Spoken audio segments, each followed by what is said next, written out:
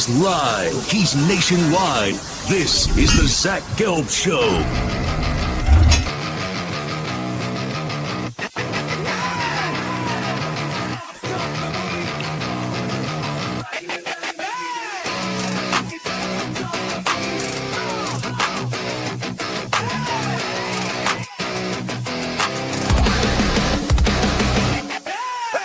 Here's your host, Zach Gelb.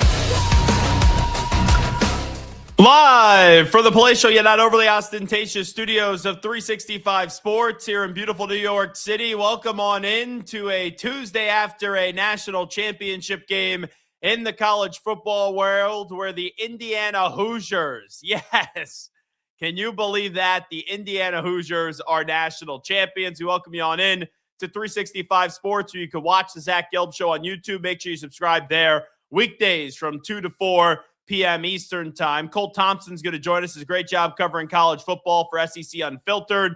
He will stop by at the top of the hour at 3 p.m. Eastern time. You can always give me a follow on Instagram where I'm straight flexing, or via the good old cesspool of Twitter X at Zach Gelb. That's ZACHGELB. And you can find me on TikTok at the Zach Gelb Show. Good job by Garrett Ross back in our Waco, Texas studios, along with Andrew Valade getting us up and running today. And a big thank you to Mike Hamilton, who was the magnificent Mike Hamilton, who was a part of that new intro that we did display for you. So we are well underway, week 2 of the Zach Gelb Show right here on the 365 Sports family.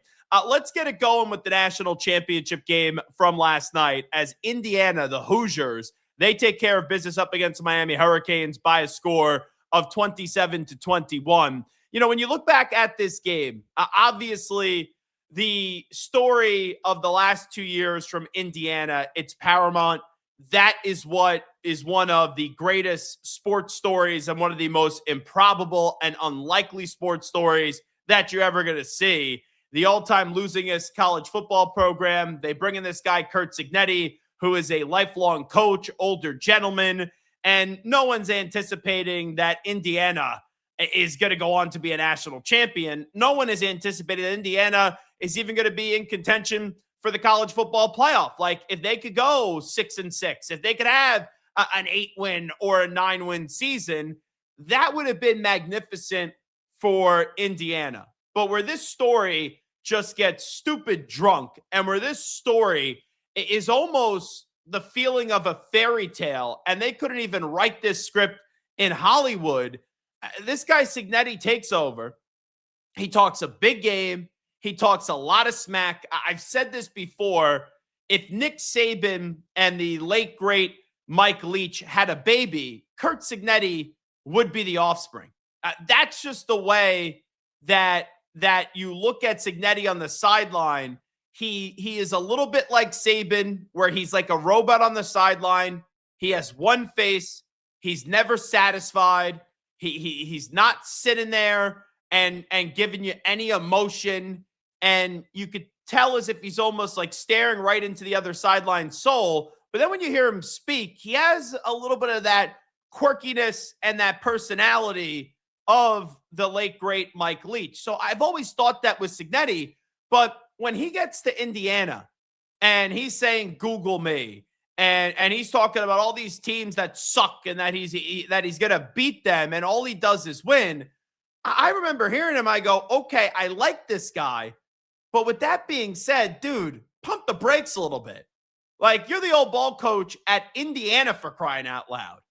You're talking like a big boy, and Indiana in football is not a big boy program.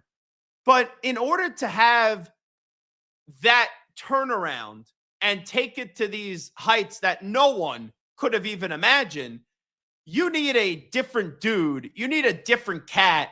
You need someone that is selling Indiana and is basically saying, we need everyone to get aboard on our train, and you're either with us or you're against us. And it has spun into this story where just last year, if that was the apex, if that was it for Indiana football under Curt Cignetti, where they made the college football playoff, they lose to Notre Dame, it would have been a heck of a job by Coach Curt Cignetti, because a year ago, before the season, there was not a single soul in America that predicted that Indiana would go to the college football playoff. And like, I remember him doing that interview on the first ever 12-team college football playoff game. And it was on game day, night game, South Bend, Indiana. He's on with the crew before the game. And he's saying all he does is beat the snot out of top 25 teams. Like, when they beat them, they don't only just beat them, they beat the snot out of them. And Cignetti, he lost that game. So after the season, no one sat there and was like, oh my God, Curt Cignetti lost to Notre Dame, as Notre Dame was en route to going to a national championship game. And quite frankly, this offseason, you heard very little about Indiana. No one walked into this college football season, where usually we are prisoner of what happened last season, and no one was really hyping up the Hoosiers. There was still a minuscule amount of people that were saying, forget win a national championship, because no one was saying that they would make the college football playoff. I'll hold my hand up. I thought Indiana was going to be somewhere between a 2 to a 4 loss team this year. And I remember saying on my old show, if they are 4 losses or fewer, that's a heck of a job by Cignetti. There is some consistency there. And for a program that all they usually do historically is lose, lose, and lose when it comes to football. And like, no one was talking about Fernando Mendoza before the start of this season. People had appreciation for Curt Cignetti, but no one was talking about Cignetti this season. No one was talking about Indiana in the dog days of the summer. And Indiana, they're undefeated in the regular season. They go to Eugene. They beat the Ducks in Oregon by 10, right? They eventually have a Big Ten championship game. They beat Ohio State, and they walk into the playoff. And even going into the playoff, people acknowledge that Indiana was the number 1 overall seed. People acknowledge Indiana was great, but there were people saying, oh, maybe it's Georgia's year. Maybe Oregon will get their revenge. Oh, Ohio State, they could be a back-to-back national champion. So people started to pick Indiana, but it wasn't with great conviction. And they showed up in the college football playoff, had a bye, became the first team in a 12-team format to ever get a victory coming off a bye, where they beat the living piss out of Alabama, and they followed it up by, you thought that Alabama beatdown was bad, what they did to the Crimson Tide? They just smothered the Ducks. They killed the Ducks of Oregon. And you go into the national championship game last night. Did Indiana play their best brand of football? No. What was Indiana in dominant fashion? No. Were there at times where I looked at that game and I said, okay, it's close, but Indiana is the better team, and you got a sense through most of that game that Indiana was going to win? Absolutely. But with the way that game played out, it's such a testament to Curt Cignetti and the way that he has built this program, with the plays by Mendoza, who he brought in from Cal. The kid that blocked the punt that ended up winning the defensive player of the game, Mikhail Kamara, who was a 0-star recruit, right? A 0-star recruit, was at James Madison. Last 2 years has been at Indiana. At the end of the game-winning interception was by a kid that grew up in Miami and, grew up, I was reading, like 15 minutes from Hard Rock Stadium, Jamari Sharp, and he's the nephew. Barstool did a great job out of this. He's the nephew of Glenn Sharp, who had that controversial pass interference call, which was bullshit, by the way, in the early 2000s with Miami and Ohio State. And he was the nephew of Glenn Sharp, and Glenn Sharp had that call up against him, and eventually Ohio State did win. And then here you have Miami, who didn't go out there and get Jamari Sharp, and you have all these years later, you're at your home stadium, Hard Rock Stadium, which, by the way, I said this on a local Miami radio show a week ago, and I got laughed off. I said to them, I get it, the games in Miami. I get the way that they split ticket sales, but I don't think this could be a home field advantage for the Miami Hurricanes, because those Indiana fans, they travel, and this is truly a once-in-a-lifetime opportunity for that fan base. And as Miami, who did not play better than Indiana for the majority of the game, it felt like Indiana was going to win. Indiana then settles for a field goal at the end after 2 ridiculous third down conversions where they hit Cooper, where they hit Becker, and Becker made an unbelievable catch, and they had to settle for a field goal, and it's 27-21, and Miami starts to move the ball down the field. And you have a kid that ends up picking off Carson Beck. It was a horrible throw by Beck. And you have Jamari Sharp, who grew up watching Miami football, right? His uncle played for the Canes. He grew up 15 minutes from Hard Rock Stadium. They didn't recruit him. He ends up at Indiana, out of all places, and he prevents Miami from winning a national championship. Where his uncle had pass interference when it shouldn't have been pass interference called against him, up against Ohio State. That prevented Miami from winning a national championship. And then 20-something years later, you have his nephew preventing Miami from winning a national championship. And by the way, give credit to Cignetti, because when he called that timeout in the fourth quarter, I'm like, what is he doing calling a timeout? They called a timeout, and that ensuing play was where the interception was. So if you're a fan of the Hoosiers, congratulations. If you're a fan of the Hoosiers, it's probably a pinch yourself type of moment. No one could have predicted this. Even Curt Cignetti's family members, there is no way when he took the job at Indiana, did they think that this was going to be life-changing? Obviously, it's life-changing money, but no one thought it was going to be life-changing to the degree that he would win a national championship or even be in contention for a national championship. This is one of those days where I just want to test the microphone and go, testing 1, 2, 3, testing 1, 2, 3, pinch me, ow. Yes, Indiana, the Hoosiers. This ain't basketball. This is freaking football. And Indiana won a national championship in football, where not only did they win a national championship, they made the postseason the year prior, and then this year, they're undefeated national champions. They have the Heisman Trophy winner in Fernando Mendoza, and he's going to be the number 1 overall pick in the draft. Curt Cignetti, it's the most impressive coaching job that I've ever seen in the history of college football. And in the annals of sports history, it is one of, if not the most impressive coaching jobs in the history of sports. The one thing I keep on going back to, where I go, what's one thing where a little voice goes off in your head that maybe it's more impressive than what Curt Cignetti did? It's 1980 U.S. hockey with Herb Brooks, where the amateurs, the college kids, beat the Soviets.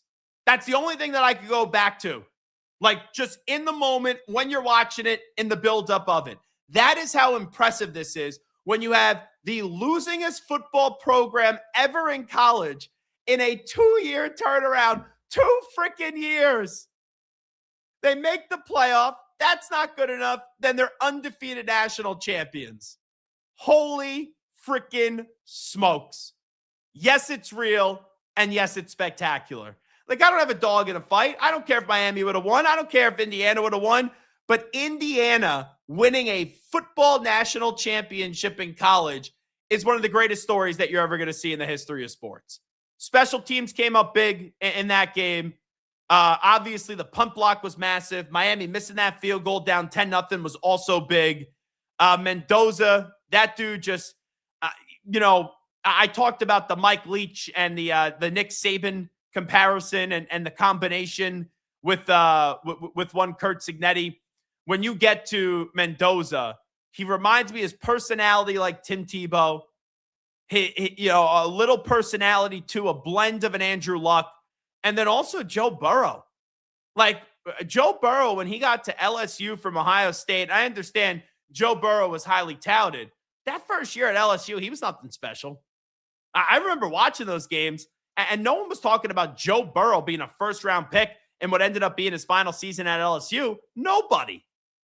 And not only does he go on to win an undefeated national championship and be undefeated, he catapulted from being a 6th or a 7th round draft pick to the number 1 overall pick in the draft. You look at those 3 players, Tebow, leadership personality, Andrew Luck, the quirkiness that he had, and Joe Burrow, this unbelievable rise to fame and stardom in college football. Those are all some things that when I watch Fernando Mendoza, and who knows what he's going to be as a pro, that I sit there and I go, okay, those are 3 quarterbacks and some characteristics that those 3 quarterbacks have that personally, Fernando Mendoza does remind me of those 3. So what a game last night, where I don't think it was an all-time great game, if I'm being fair, but it had an unbelievable finish. Like, it was low scoring early. Then in the second half, the Miami defense, which was suffocating Mendoza. Mendoza early on had the bloody lip. I thought they missed the targeting, by the way. And you're playing out in the second half, and I'm watching it, and I'm saying to myself, Indiana looks like the better team. Indiana should win this game, but it wasn't always reflective on the scoreboard. So when it finally started to reflect on the scoreboard, and you couldn't really even enjoy it that long, was when Mendoza had this unbelievable, and this will be an all-time great play. This will be on highlight reels for years to come. Whenever you talk about the college football playoff, whenever you talk about a national championship, and they look at years of the past, they look at these iconic plays, this touchdown run that you're about to see by Fernando Mendoza on 4th and 5, and the play call that they dialed up here, it's going to be one that we're always going to talk about. Got to get to the 8. He's going to take off and run. Mendoza weaves his way first and goal. Diving toward the end zone. Touchdown!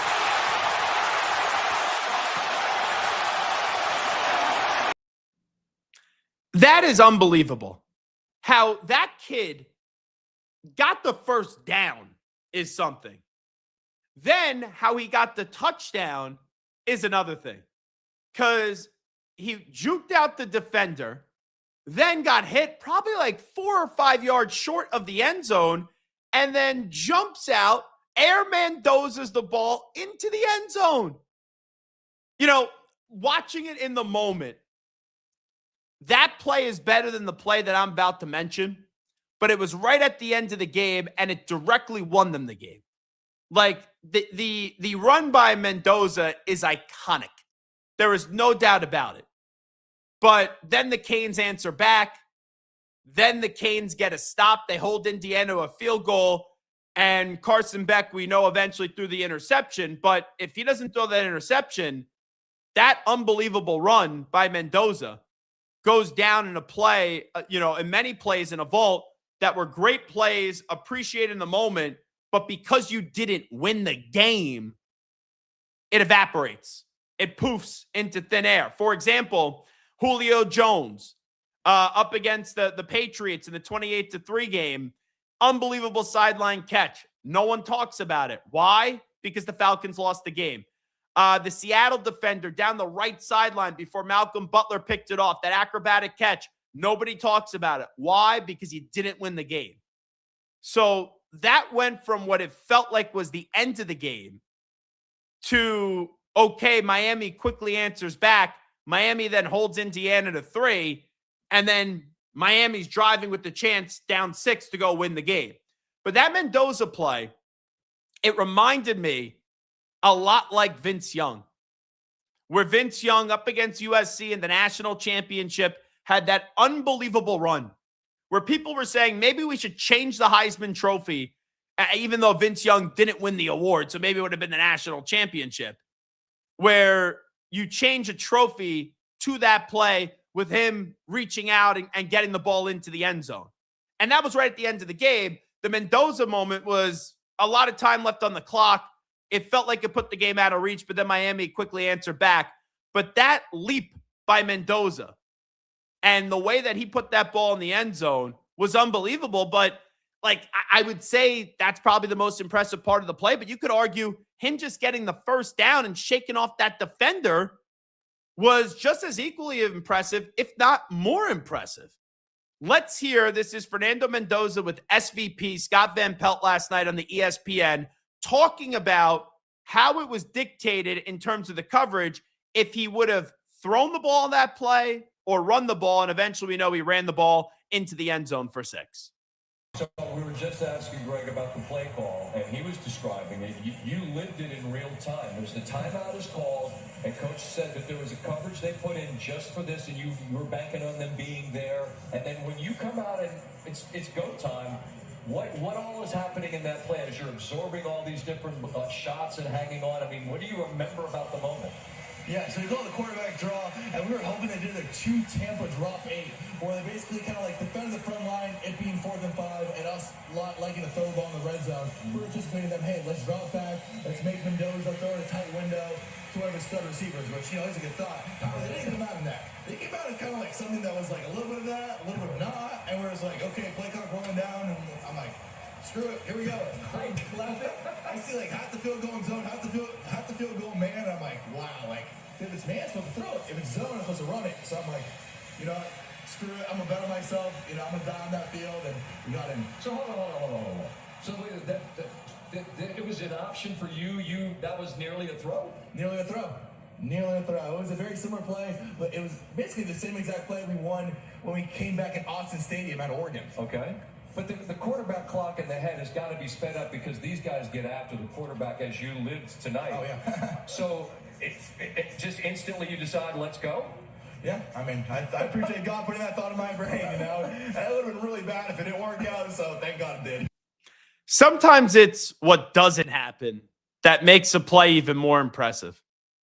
He is this close to saying, I'm going to throw the ball in that spot. Then it's like, I should run it. And not only does he elect to run it, he evades a defender, then gets the first, and then somehow leaps into the end zone. It was unbelievable. It is one of those all-time plays that when you talk about college football, that's probably going to be the first, that is the first play that they're going to show from that game. However, the game didn't end there because Miami quickly gets back into the end zone, and it's a one-score game. It's down to 6. Miami, or it's actually it was more than that. Excuse me. And you're looking at it, or less than that, I should say, because you have Indiana getting the ball back, and they're moving the ball down the field, and the third down conversions that Indiana had, the Cooper play. Becker had 2 great catches, but they stall. And eventually, it's a 3-point game. You're trying to put it out of reach with the touchdown, and you have to settle for a field goal. So 6-point game, no more timeouts for Miami. They're moving the ball down the field. Carson Beck, it's going to be so confusing to talk about his legacy. Because when you look at what he did at Georgia, he was a damn good quarterback. He was on the precipice of becoming a number 1 overall pick. Then he suffered an injury. Then he didn't play well at the end of that season for Georgia. He goes into the transfer portal, right? His girlfriend, one of the Gavender twins, ends up dumping him. Hey, he goes to Miami. They got 2 losses in the ACC. They're this close to not making the college football playoff. But then a few weeks ago up against Ole Miss, or last week up against Ole Miss, he puts the ball in the end zone to secure a spot for Miami in the national championship game. And we had Aaron Murray on this show just last week where Aaron Murray's like, hey, you could talk about Trinidad Chambliss. You could talk about Ty Simpson. You could talk about other but with Dante Moore now not going to the NFL and knowing that Fernando Mendoza was going to be the number 1 overall pick, why not Carson Beck for the second quarterback in this draft class? And I think it just shows you the drop-off from Mendoza to everybody else as it pertains to just this quarterback draft class. But Carson Beck had a moment last night where any narrative that was built against him, anything that was said about him, he could give you the middle finger, he could say bleep you, he could say buzz off, and he could say, I just won a national championship. And Curt Cignetti calls a timeout. I thought it was an ill-advised timeout. It ends up as the pendulum is starting to slowly shift and quickly actually shift, I should say, to Miami. And Indiana fans who have been leading the whole game, but they were walking a tightrope, are now getting a little wobbly, and they're about to fall into the pool, and the Sharks are about to get them, in the ocean, and the Sharks are about to get them. Carson Beck reverted back to the old Carson Beck. And it really encapsulates Carson Beck's college career when you give him some praise, just like the praise that he was given after the Ole Miss game, and you're about to fully buy into Carson Beck, the other shoe does drop, and the other shoe does fall. And on this interception, it's one thing if you're being aggressive and you just get picked off. It's one thing if a defender makes a heck of a play, but this was just a bad read and a horrible throw by Carson Beck. And let's watch it back. This is what it looked like last night on ESPN as Indiana did secure the championship.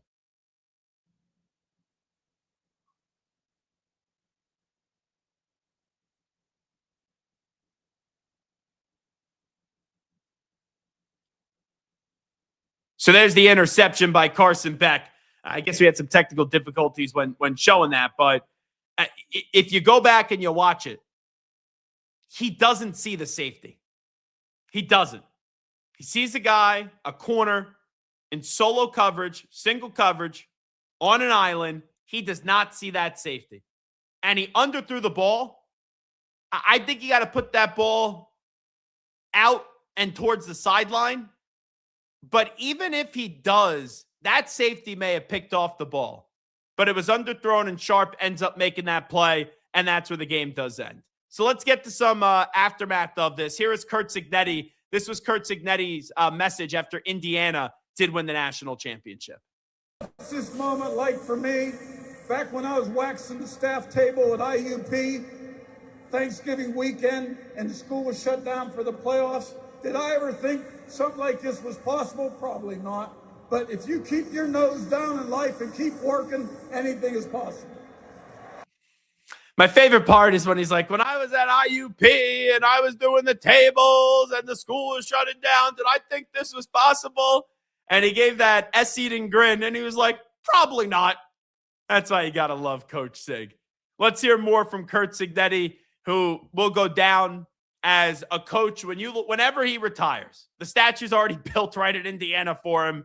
But when he goes down and you talk about Curt Cignetti, what you're going to say is that he was the coach that had the most impressive turnaround to lead to the most impressive national championship. Because, like, for example, if LSU played Indiana, right, that great LSU team of a few years ago where Joe Burrow had 60 passing touchdowns in a season, LSU probably does win the game.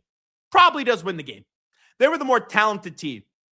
But LSU winning a national championship, everything's impressive, right, when you win a national championship, but it pales into comparison to the impressiveness level when you talk about Indiana, right, the all-time losingest college football program, and then winning a national championship, and a coach in a changing era of football, in a transfer portal era, where he is able to build a team in 1 year that gets to the playoff and the next year that goes undefeated and beats everybody in the sport. But this is Curt Cignetti after the game talking about the all-time history of the magnitude of this win for Indiana with this championship.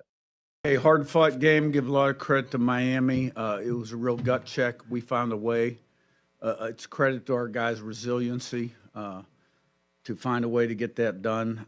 It's a great thing. Indiana winning the national championship 2 years into our tenure. You do it with people and a plan. Can't say enough about our senior leadership and the people we have in the locker room and the people we have on our staff and our strength and conditioning staff, support staff, and the commitment we received from President Witt and Scott Dolson. I would like to say our NIL is nowhere near what people think it is, so you can throw that out.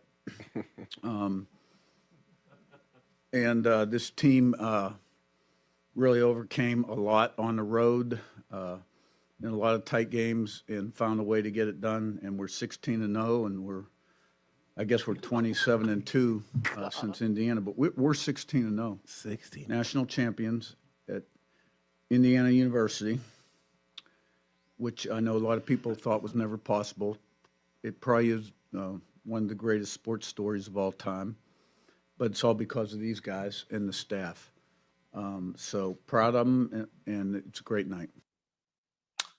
No one thought that was possible. I don't care how confident he is. Did he even think it was possible? Talk about Indiana, folks, winning a national championship, not in basketball, football. And to only have 2 losses in 2 years and to be undefeated 16-0 this year after just coming off a college football playoff performance where you lose your quarterback. Oh, my God. It's one of the all-time great sports stories. It is. And you would think in this NIL era, it would just be the big dogs, right? Georgia and Alabama and LSU and Ohio State and Michigan, right? And Notre Dame, right? Like, you go through all the big dogs. And don't get me wrong, Michigan won a national championship 2 years ago. Ohio State won a national championship last year, but this Indiana story is just something I've never seen. There are improbable national champions, and then there's this Indiana story. But through the year, they showed that they were clearly the best team in college football. And it wasn't even close. It really wasn't. Man, oh man. My, oh my. Just simply unbelievable. But it takes a special person to get this way. It takes a special leader. And Curt Cignetti was cut from a different cloth. He is different. And like whenever a coach gets introduced, especially a football coach, they have the introductory press conference. And then whenever there's a home basketball game, if the school has a good basketball program, even if they don't, and we know Indiana, I know they're not doing well now, but Indiana historically has a great college basketball program, and that's a basketball school. The coach will get a microphone and address the crowd. Let's look back to the early days of 2 years ago with Curt Cignetti on the job, and this was what he said to the Indiana fans.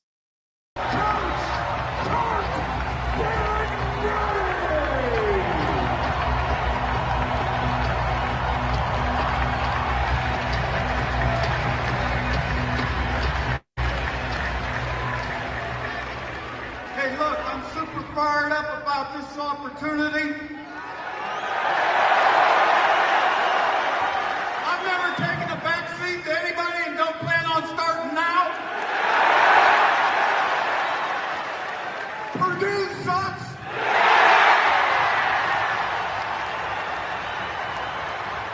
But so does Michigan and Ohio State. Go you!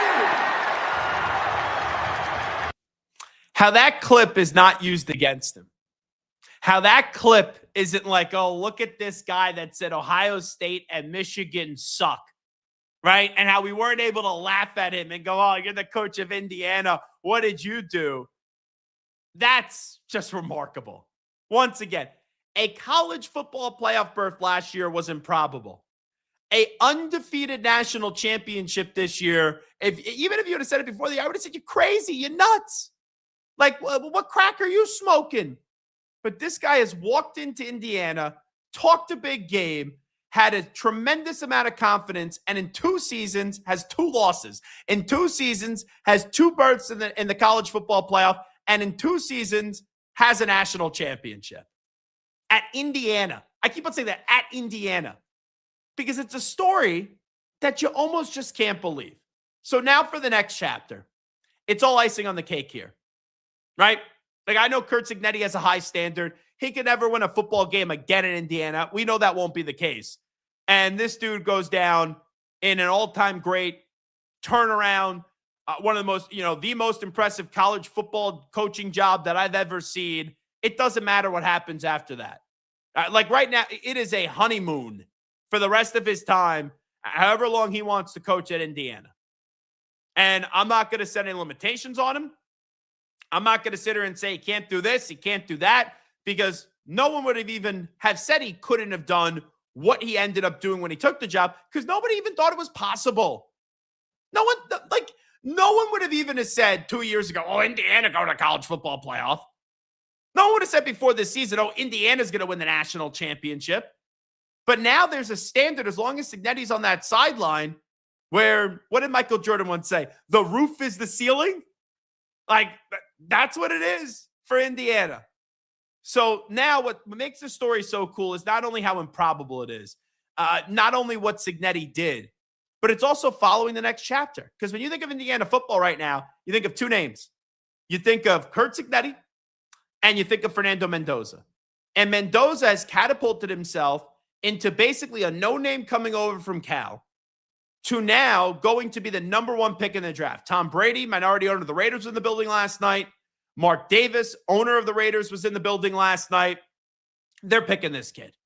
And once again, this kid has some character traits of a Tim Tebow, of an Andrew Luck, the unbelievable rise from being a 5th or a 7th round draft pick, whatever it was that Joe Burrow was, to being undefeated, a national champion, and a Heisman Trophy winner.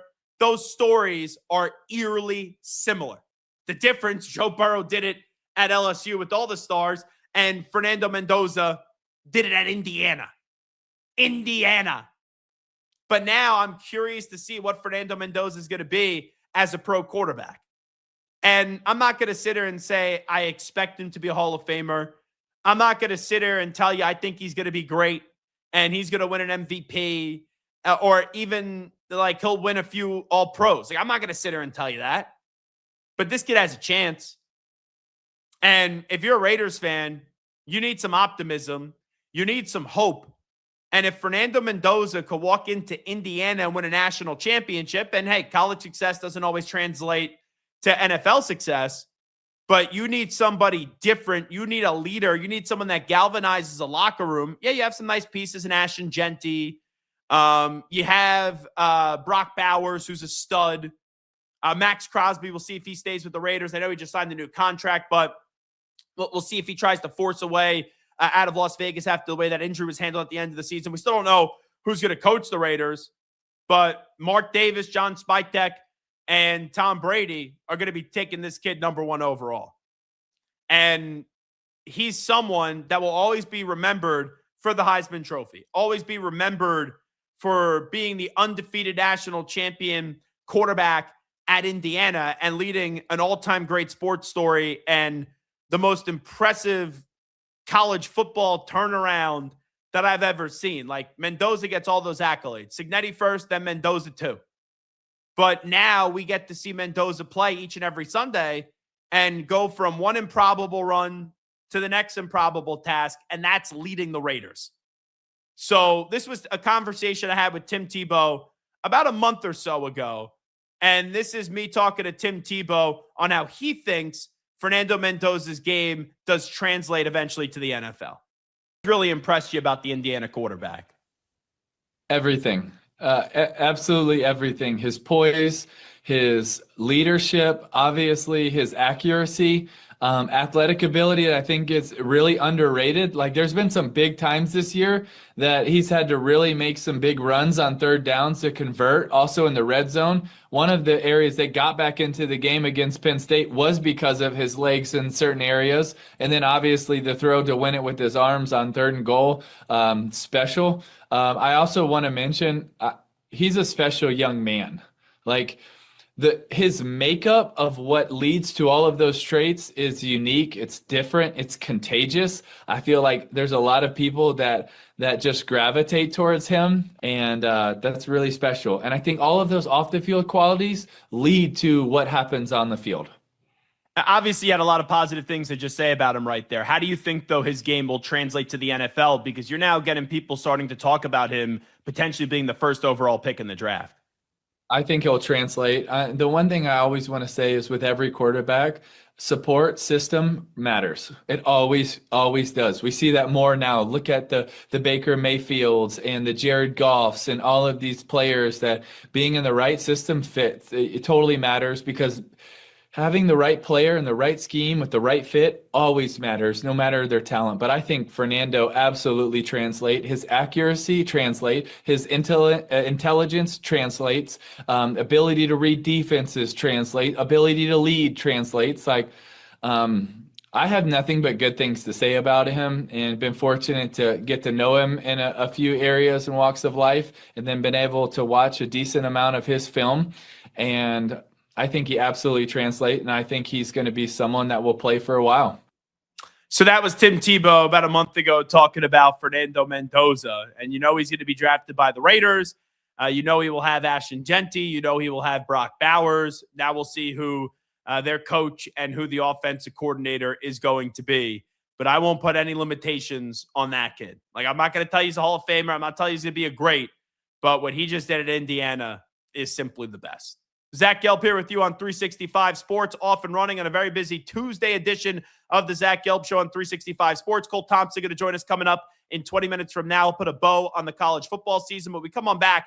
Let's look back at the 5 moments this year, the 5 most memorable moments this year from the college football season. We'll be back in 90 seconds right here on the Zach Gelb Show on 365 Sports.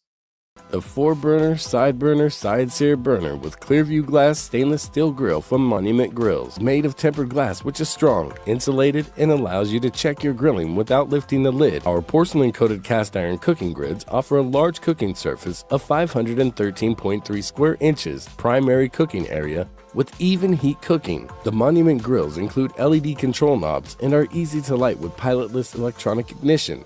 Better grilling, better value, Monument Grills. Protect your online privacy with NordVPN. Browse securely, access content from anywhere, and keep your data safe with military-grade encryption. Whether at home or on the go, NordVPN ensures your digital freedom. Stay secure. Download NordVPN today at nordvpn.com. That's NORDVPN.com.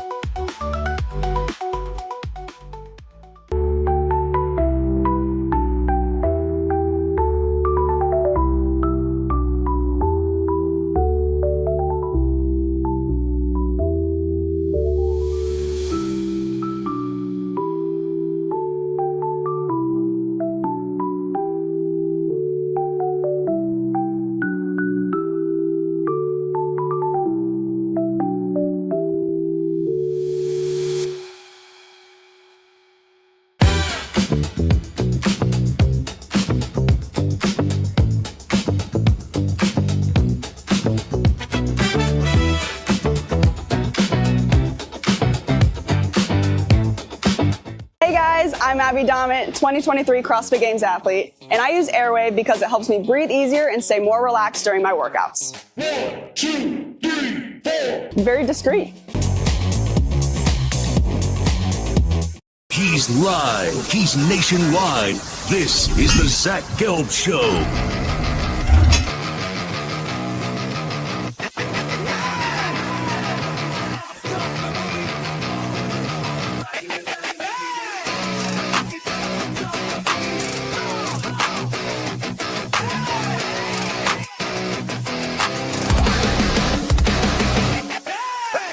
Here's your host, Zach Gelb. Alrighty, welcome back in on a Tuesday. The Hoosiers of Indiana are national champions as they do take care of business up against Miami, as the Hoosiers did win 27-21. And I keep on saying it, I still can't believe that Indiana, that we are sitting here and talking about them being national champions, but that is real and that is the reality. I will go back to the 5 most memorable moments of the college football season as we'll put a bow on it. But let me bring in Garrett Ross right now, our producer, who covers and watches a ton of college football, obviously covering LSU and covering Baylor as well, specifically. The Indiana story,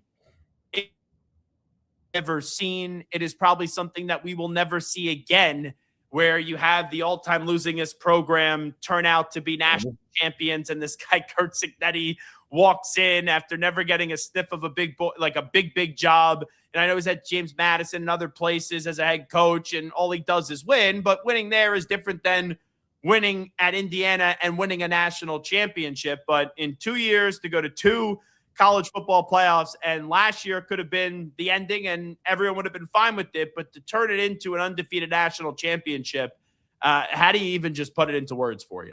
I mean, I don't think you really can. I think it's kind of intriguing to see where this team stacks up historically, because when you talk about the greatest teams ever, I think you go back and look at that 01 Miami team, 2019 LSU, and then now what you're looking at in this Indiana team. But I think just how they were able to do this in an era, like one thing that I found interesting last night is all the time you'll hear Ari Wasserman from On3 talk about stars matter, right? These stars matter. He's been adamant on that. And to watch him come out last night and say, I was wrong on this, Indiana kind of has turned the corner and changed the whole narrative of how we got to look at college football, I think is really remarkable. I think it's also cool that you're seeing a situation where you have Notre Dame right there in Indiana, and Indiana's, overshadowing them. You had Marcus Freeman up there, which I thought that was funny as well. But no, this is just so unique, man. You built this with essentially no talent that believed that they could play at this level, or they were constantly told that they couldn't play at this level. And you just got the right mindset. I think when we looked at the expanded playoff too, I think a lot of us out there, I know I said this, I didn't think we would ever see an undefeated team. And we're 2 years in, and we just saw that. Well, it was Sark. Remember, Sark Crazy. said it Yeah, last Sark year. We said want to that. have another undefeated national champion. And you know what? Like, I always thought we would eventually see one. Right. Because just there's a year where there's a dominant team, and that to me isn't crazy, but you don't need to be undefeated to win the national championship anymore. Like, look at Ohio State last year. In the old 4-team format, Ohio State wouldn't have made the college football playoff last year after they lost to Michigan at the end of the season. So I do think there is something to be said about how every game isn't life or death anymore in college football. But for Indiana, they really all throughout this year, even when they were winning, and they obviously haven't lost a game this year, they were still getting knocked and they still weren't getting that respect. So to piggyback off your point, where we talk about the all-time great category, I do think, Garrett, there's still a stubbornness by us where we'll look at it Indiana and we'll say, oh, they don't have any stars, right? Well, Fernando Mendoza won the Heisman. Like the kid last night, Kamara, who blocked the punt, was a 0-star recruit at one point. Sharp, who made the interception, would have loved to have played at Miami. They didn't want him. So I do think there's something, Garrett, to be said here about the rejects and guys that probably knew down deep that they were stars, but for whatever the reasons were, they weren't getting that national attention. They weren't getting that love. And I probably will say, like, will we consider Indiana the greatest college football team we've ever seen? No. Probably not. I don't think so. But most impressive? I can't think of a national champion when you factor in the story and the history of the sport that's more impressive than what Indiana did. Like LSU in the last 15 years, the best team I've seen in college football. That team, Burrow and company at Orgeron, go Tigers. But from an impressiveness standpoint, the Indiana story is more impressive. No, it is. And I think if you kind of look at those, try to compare those two teams, like Indiana's defense is so much better than what LSU's was, like that championship. It's not even close. I think that I would love to see this game if it was played. I'm with you. I think I would give the edge to LSU and the playmakers they have, but that's just it. It's because of those playmakers on offense. But when you look at the chemistry of how you build a team now, I think it's building it. Well, it's always been in the trenches, but you put a point of emphasis on putting money up front and then getting a good quarterback. You can win a lot of games. I'm really interested to see how they build on this with the next step and what kind of talent do you start bringing in? Do you still stick to your philosophy, how you built this team, or do you kind of adjust because now you're naturally going to have higher caliber players who want to come play for you? So I'm interested to see how Curt Cignetti backs this up and the tweaks that he has to make to his coaching style and philosophy or really roster building. And also like how he mentioned, like our NIL isn't what you think it is, because I think a lot of people are seeing Mark Cuban and the ridiculous fan base that none of us ever knew Indiana had and think, oh, damn, they got some money out here. But I thought it was unique to hear him say that. But I'm really interested to see how they take what they did this year, the blueprint, and the tweaks that you have to make going forward to adjust in the college level where we're at. Well, I think this is what the selling point is now. Cignetti could say, Google me again. But now when you Google him, it's not just these other championships that you're like, that doesn't resonate with me. This is a national championship. This is at the big boy level of college football where he wins a national championship. So if I'm a transfer portal quarterback, like, for example, Garrett, look at Oregon. They've had this run with Dylan Gabriel and Bo Nix and Dante Moore. They haven't won a national championship. They've had Heisman Trophy finalists. They've had success. And look how people are like, oh, I want to go play for Dan Lanning. Lane Kiffin has won a national championship as a coach, but gets the best out of his quarterback. Sam Levitt, I want to go play at LSU for Lane Kiffin. So with Cignetti now, if I am a transfer portal quarterback, I'm like, I want to go play for that dude. They got Josh Hoover, right? Right. Yeah, they got Josh Hoover from TCU. And let's be real. Probably more of us know about Hoover coming on into Indiana right now than when we did a year ago when Mendoza transferred in, right?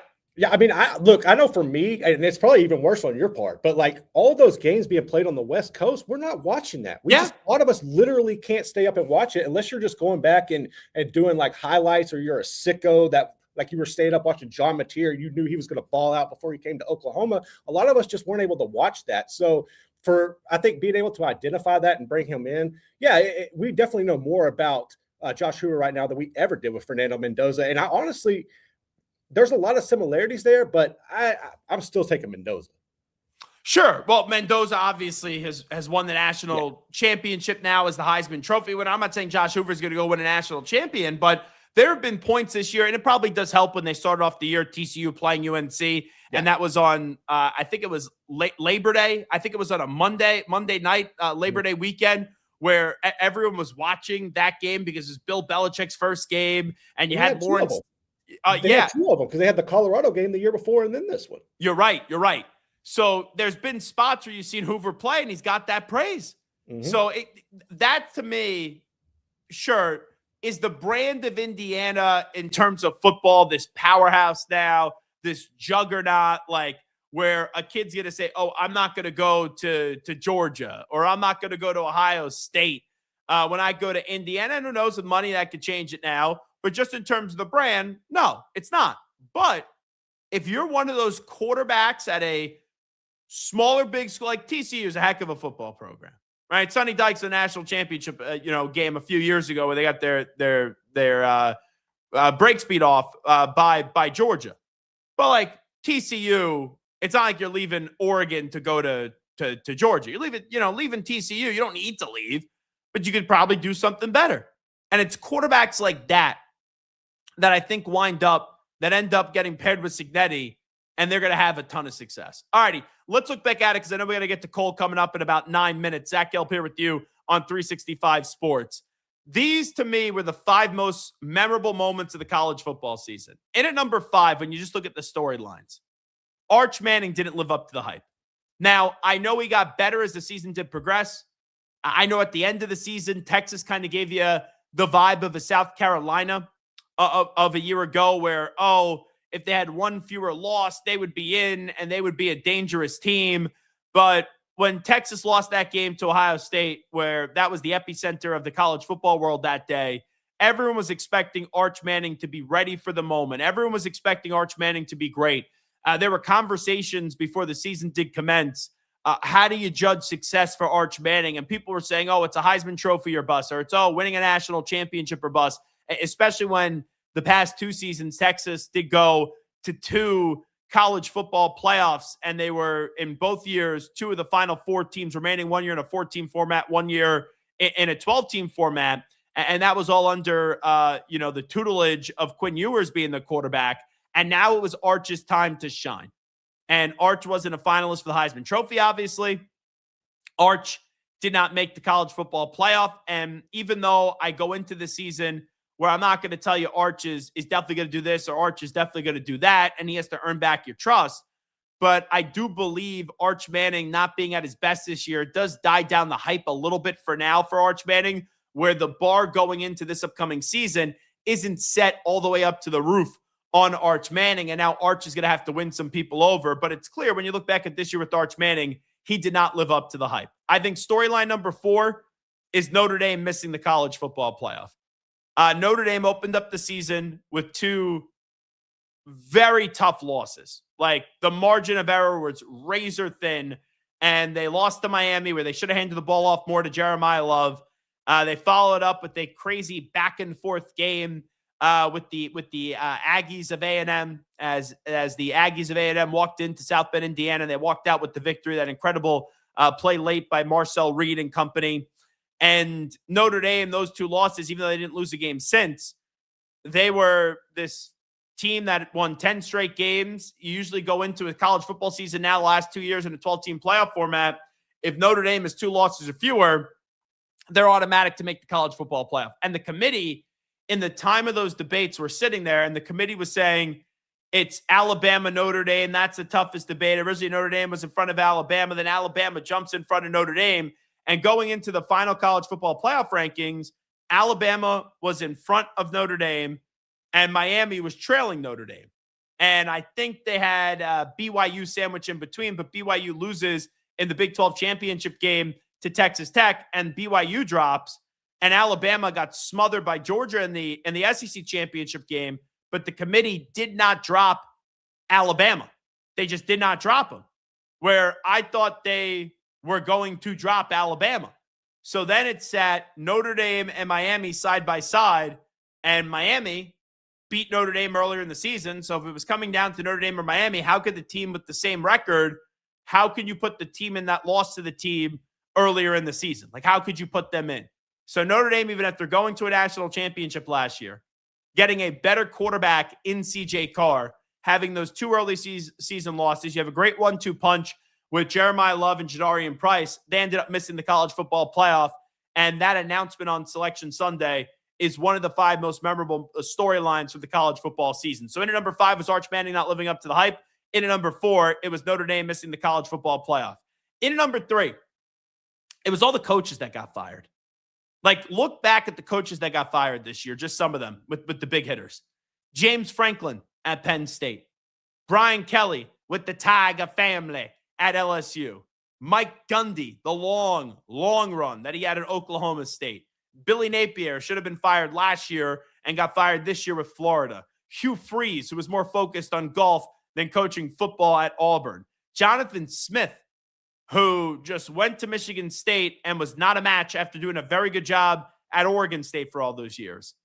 Mark Stoops, who had 2 10-win seasons at Kentucky, did a really good job, but it was time for Mark Stoops to be sent packing with the Wildcats of Kentucky. He was eventually replaced by Will Stein. Sam Pittman, who got fired from Pig Suey with Arkansas. And then just when you thought all the chaos was dying on down, Sharon Moore is in a cheating scandal where his assistant, he's allegedly sleeping with his assistant, and denied to the university through their investigation. The assistant was also denying it. Eventually she flipped, and then Sharon Moore, took like a butter knife allegedly and threatened to kill himself and also the former assistant. And the next thing you know, Sharon Moore is in the slammer, and Sharon Moore is fired as the head football coach with the Michigan Wolverines.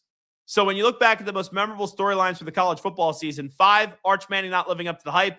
4, Notre Dame missing the college football playoff. 3, all the coaches that were fired. Then in at number 2, it was Lane Kiffin. Lane Kiffin finally got Ole Miss to the college football playoff. Came over from Florida Atlantic. We had to go rehab his career. Lane Kiffin goes to Ole Miss, is there for a while. Last year, misses out in the college football playoff, where Jackson Dart threw that game away as it was Ole Miss up against Florida late in the season. And going into this season, I was not believing in Ole Miss, right? Defense was different. Sure, you have Kejuan Lacey. Quarterback, the starter wasn't even the guy that ended up being the guy towards the end of the season, or after a few weeks in, you had this emergence of Trinidad Chambliss. So I did not have a high expectation on Ole Miss, but you looked at it, you said, in a 12-team college football playoff, there's pressure on a coach like Lane Kiffin to finally break through. And not only does Lane Kiffin break through, and people are rumoring again for the second year in a row, maybe Lane Kiffin takes the job in the swamp and he goes to Florida. But then LSU opens. And that's when it changed, because LSU is one of the premier jobs in the country. It's a top 5 job in the sport. And Lane Kiffin eventually goes to LSU, but he does this after winning the Egg Bowl. And we're supposed to get the announcement after the Egg Bowl. You ended up getting it the next day or 2 days after that. And he's on a plane to LSU. He's still trying to coach the team as they're about to go to the college football playoff. They find out they do go to the college football playoff. And it ends up being this mess where people are going to the airport, and the guy that turned around and saved their football program, fans, and understandably so, because Lane was a drama whore during all that, they are chanting expletives at Lane Kiffin. So the Lane Kiffin saga, where it goes from finally getting Ole Miss to the playoff, then bolting to LSU, still wanting to coach the team, to Ole Miss's credit saying, no, you're leaving, you're gone, especially when you're going to another SEC school. Then Pete Golding takes over, and they were in the semifinal, and they had a very good chance to go to a national championship game where, unfortunately for the Rebels, Carson Beck put the ball in the end zone trusting his own legs. So Lane Kiffin, to me, was the second most memorable story for the college football season. And then at number one, obviously, the team that just won the national championship last night. Cignetti coming off a college football playoff appearance in his first year at Indiana, then turning it into an undefeated national championship season in year number two. The emergence of Fernando Mendoza, not only winning the Heisman Trophy, but then cementing himself as the number one pick in the NFL draft. That Indiana story, it is simply just unbelievable. Like, not even in Hollywood can they write a script like that. So for me, my 5 most memorable storylines for the college football season: Arch Manning not living up to the hype, Notre Dame missing the college football playoff, all the coaches that were fired, from James Franklin to Brian Kelly to Mike Gundy, Billy Napier, Hugh Freeze, Jonathan Smith, Mark Stoops, Sam Pittman, Sharon Moore, all those coaches getting fired, how much turnover there was. That's number 3. Lane Kiffin, that whole situation, leaving Ole Miss for LSU in at number 2, and then number 1, the Hoosiers of Indiana winning a national championship. We'll take a timeout. Zach Gelb here with you on 365 Sports. When we do return, Cole Thompson will join us from SEC Unfiltered. He does a great job covering the entire college football landscape. We'll take a look back at this Indiana run and what's happening in college football when we return in about 90 seconds. Do you have a second? Yeah, come on in. Thanks. I'm having an issue with Ralph. With Ralph? He keeps stealing my lunch. He's just researching new flavors. That is slow smoked turkey. Ralph steals my lunch all the time. You get used to it. He also peed on my bag. He is warming up to you. You know, starting a new job, it's a big change. I want you to think about how you can be more accommodating to Ralph. We're all co-owners here.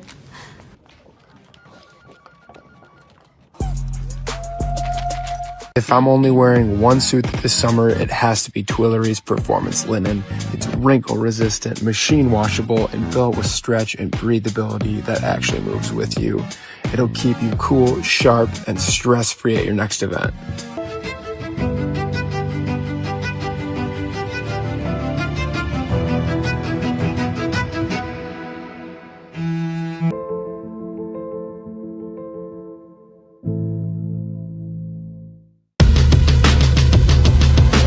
What does being different mean to me? You know, that is an interesting question.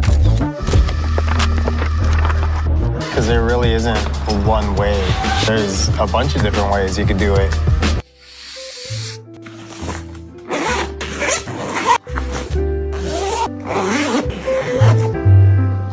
But love is passion. Someone you can't live without. What do you want? You know, what's that really good non-alcoholic beer I keep hearing about? Do you have that really great non-alcoholic beer that I keep seeing? You mean athletic? You're looking at it. It's athletic. Ask for it. He's live. He's nationwide. This is the Zach Gelb Show.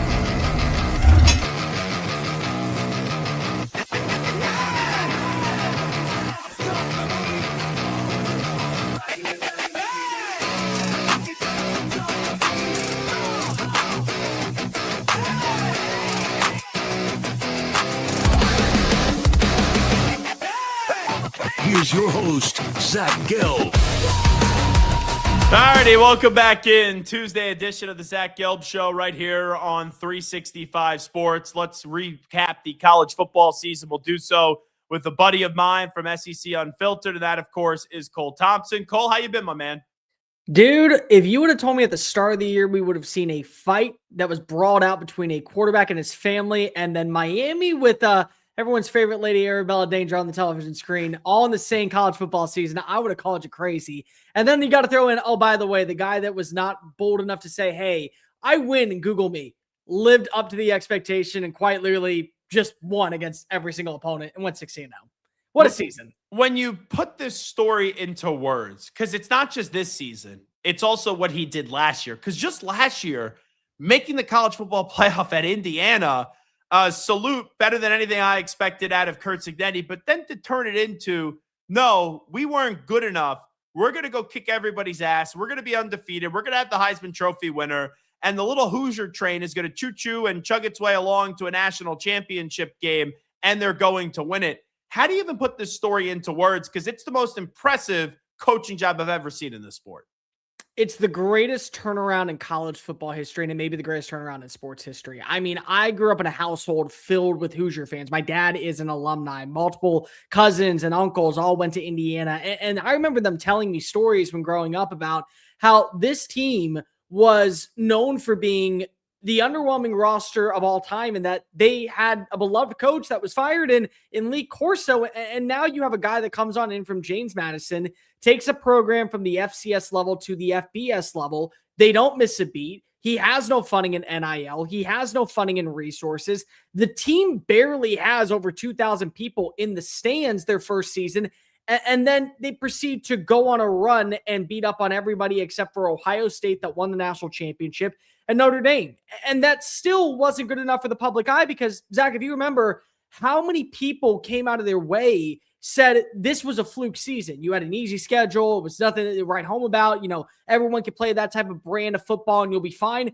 Well, then you go out in the portal and you bring in a quarterback that was good, but nothing to write home about from Cal. You bring in some really good pieces and you retain some talent that got offers from other Power 4 programs. And you end up having arguably the most complete roster in the sport. And you have such a veteran presence that it's clear the only way that you're losing football games is by you shooting yourself in the foot, which felt impossible. The thing about Indiana that I realized this year is that they may not be elite at anything, but they're so damn good at everything that I'd much rather that because of they're going to be polished, poised, and ready to go against anybody in the sport. And that's why they went 16-0. You had to find a way to beat Indiana, and you also had to hope that Indiana was going to beat itself. And 99.9% of the time, Indiana didn't do that. And that's what makes this run so impressive. You have a guy that ends up having multiple game-winning drives that end up leading towards a Heisman Trophy presentation. And then just for good measure, because I already won the award, but I want the statue to kind of look different whenever I come to Bloomington, I'm going to have the play of the year in my Heisman moment on a 4th and 5. Got to have first down. You know what? Screw it. Let's go for the touchdown. It's a story that I don't think will ever be duplicated. And as somebody that got to witness the rise of Nick Saban out in Alabama, I know that there will be many a program that looks at Kirk Cignetti and says, we got to find our Kirk Cignetti. We got to find a guy that can come on in and change the identity of the program. And we saw this with Nick Saban disciples all the time. They wanted Nick Saban without getting Nick Saban. What Kirk Cignetti has done, it's a 1 in a million opportunity, and it's why this will never be duplicated, and it will end up being one of the greatest moments that we see in professional sports. Why did it take us so long to figure out Kurt Cignetti and for a college program to get like this dude has been coaching since 1983. And when he became a head coach, it was at IUP, then Elon, then James Madison. And your first big job is Indiana. And let's be real. It's like, oh yeah, you're the coach of Indiana. Whoop-de-damn-do. How did the college football world miss on this guy for all these years? It's the greatest question, I think, in the history of the sport because of you got to remember he was on staff with Nick Saban and kind of like Charles Huff, who went to Marshall just as a guy that was known as a recruiter. It's like, you know, this was somebody who really was not known for being a coordinator. He just was a guy that had a lot of experience working around the league and had gained a lot of respect. But, you know, he went to a minor level school. I mean, can anybody even tell me where IUP is? Like, exactly. That's like the level of continuity that you have to have. And then he won. And then he went to Elon and he won. And then he went to JMU and he won. And there was always that feeling of, well, you did at the FCS level. That's great for the FCS. What can you do when you get to the FBS level? And then he won. And what was so interesting is that I remember going through the coaching search 2 years ago and hearing some names. Jason Candle from Toledo was one. There were a few other coordinators that garnered some interest. And then a buddy of mine texted me and said, you know, Kirk Cignetti is somebody that I think that Indiana really wants to take a swing at. And at the time, I didn't make much of it because of, again, it's an FCS coach who's going to a program that they'll consider 7-5 a year to remember. I mean, they had the play of the day with Michael Penix Jr. basically going full 16 against Penn State, yeah. Penn State. I mean, like that was one of the highlight moments of their entire tenure. And now 2 years later, they find the coach that probably needed to go to a location that was kind of flying under the radar. And he was a coach that was flying under the radar that didn't get hired until he was 49 years old to lead a program. And now he's bought in. And I think that that's sometimes like a big experience, Zach, that a lot of people are going to have to look at moving forward is that you can always go for the young gun. You can go for the hotshot name, but culturally you have to be a fit. And I think that the misfit of Kirk Cignetti's story and how he had gotten towards the FBS level fit perfectly at a place like Bloomington, Indiana, just like a guy like Kenny Dillingham fits perfectly at Tempe, Arizona, just like what we saw with Kyle Whittingham for 2 decades out in Salt Lake City, what he was able to accomplish. Fit is a priority for a lot of these places, and once you get the buy-in from there, a lot of the other pieces just kind of fall into place, and we see that now. He's bought in with having massive buyouts for not only his contract, but also the NIL contracts that are going to come on in with guys such as Mark Cuban and John Cougar Mellencamp. I mean, Zach, Indiana's not going away anytime soon. They are going to be a viable threat in the Big Ten for years on end, and they're going to be probably one of the biggest names in the college football world until he decides to call it a career, and I don't think he's slowing down. But he's about to turn 65 this summer. He could have got the Penn State job if he wanted it. He elected to sign that big contract. Is he definitely going to be the Indiana coach for the rest of his career? Or if like Alabama opens up in 2 years, does he say, hey, I was with Nick Saban, maybe I'll go take the Alabama job? Like, do you think this is his last head coaching job in the sport? To be completely honest, Zach, why would you want to go anywhere else? And it's not because I get the reasoning. Like you brought this up. I think when run properly, LSU is the best job in college football, because if you have a cheat code that is the entire state of Louisiana in your backyard to retain talent, it's such a great location. But in a day and age where NIL is going to be a really big time deal, the transfer portal is going to be as important as your recruiting rankings. Roster retention is going to be massive. And proof of concept is going to be big. What's the difference between LSU and Indiana? Well, Indiana, you're affordable a 9-3 year to then go 10-2 the next season and still get paid a lot of money to have realistic goals and expectations. You can win a national championship at a place like Indiana and not feel like that you're on the hot seat every single second and have a booster breathing down your back. Lane Kiffin may be going to a better location in terms of resources, but he also is going to a tightrope situation that is willing to fire coaches 2 years after winning a national title because you go 7-5 and your offense takes a massive step back. Kalen DeBoer is a top 10 coach in college football. And Zach, we're talking about him leading his team to a win over Georgia in the regular season, the most wins over SEC ranked top 25 teams, and a playoff win. Oh, by the way, he's on the hot seat. And if he doesn't win next season, he may be shown the door. Like, Indiana is a primetime destination for a 65-year-old coach who is going to be able to win, is going to have a legacy. He's going to have a statue built out of it outside of Memorial Stadium, and he's going to be one of the most beloved icons in that state until the end of time. As long as the money is good and as long as he's able to continue to win, I don't see him going anywhere. And I think it'd be foolish for him to leave a place like Bloomington. Whether it's personality, rise to excellence, or performance, Fernando Mendoza has a little Tebow in him. He has a little Andrew Luck in him. He has a little Joe Burrow in him. How do you think his game is going to translate to the NFL? Dude, it's honestly a question that I want the answer to, because I don't see him becoming an elite player at the NFL level. What I will say is that he has earned the right to be the number 1 overall pick. And I think John Spytek and Tom Brady don't need to do much research when they go back to Las Vegas. You know, if they're scouting and they're looking at film on guys who they're drafting in rounds 2 through 7 to build around Fernando Mendoza, because he laid it all on the line last night and showed you that he has the intangibles of what you want in a franchise quarterback. There are things to his game that I wonder if they're going to translate properly just to the NFL level. Everything is sped on up.